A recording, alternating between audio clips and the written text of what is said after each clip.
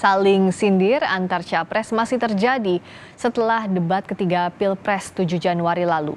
Capres nomor urut 2 Prabowo Subianto menyindir Capres nomor urut 1 Anies Baswedan mulai dari soal nilai Kemhan sampai kepemilikan tanah. Saling sindir antar capres berlanjut pasca debat ketiga calon presiden pada Minggu 7 Januari. Capres nomor urut 2 Prabowo Subianto kembali mengungkit penilaian terhadap kinerjanya sebagai Menhan yang diberikan oleh Capres nomor urut 1 Anies Baswedan. Prabowo menyatakan di Jakarta hanya dapat nilai 11, di Medan ia merasa mendapat nilai 99 dari 100. Prabowo juga menekankan soal etika dan moralitas, khususnya ketika akan menjadi pemimpin. Prabowo meyakini rakyat tidak akan memilih seorang pemimpin yang hanya pintar bicara atau tukang omon-omon. Mungkin nilai dari rakyat lebih dari nilai yang saya terima beberapa hari yang lalu di Jakarta. Di Jakarta saya hanya dapat nilai 11 dari 100. Tapi hari ini saya rasanya mendapat 99 dari 100. Saya yakin dan percaya rakyat Indonesia tidak mau pemimpin yang tukang omon saja. Tapi aku nggak sebut orangnya siapa loh. Sorry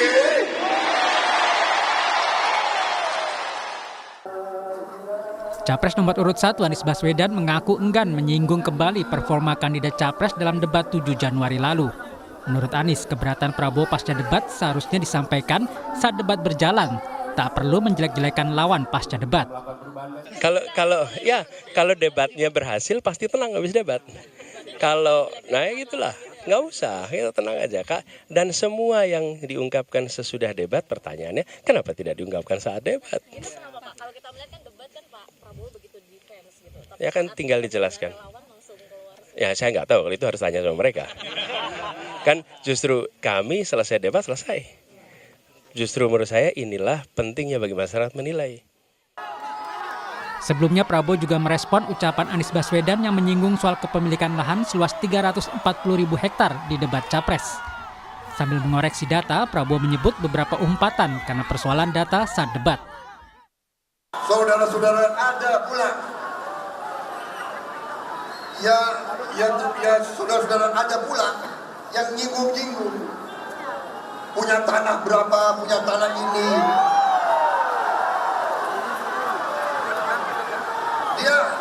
Dia pintar atau goblok sih?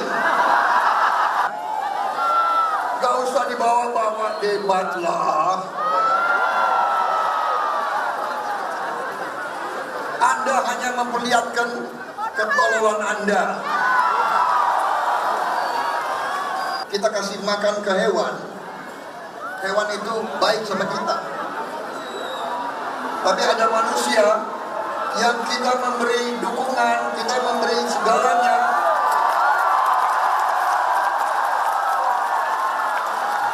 Yang dibalas adalah kedengkian.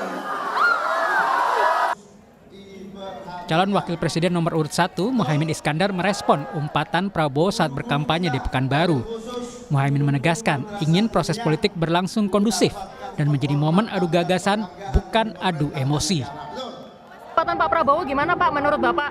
Umpatan Pak Prabowo gimana Pak? Di Riau yang biar rakyat yang menilai lah. Kita ingin proses politik ini kondusif, adu gagasan, tidak usah adu emosi. Yang paling penting adalah adu visi misi. Sementara calon wakil presiden nomor urut 3 Mahfud MD menilai tidak ada serangan personal dalam debat ketiga Capres. Namun Mahfud maklum jika ada yang menganggap momen debat ketiga sebagai serangan personal. Rakyat Indonesia ini ada 270 juta kepala dengan 204 juta kepala pemilih. Jadi kalau ada yang berpendapat bahwa itu serangan personal, itu boleh saja. Tapi sebagian besar rakyat Indonesia yang menganggap itu serangan personal.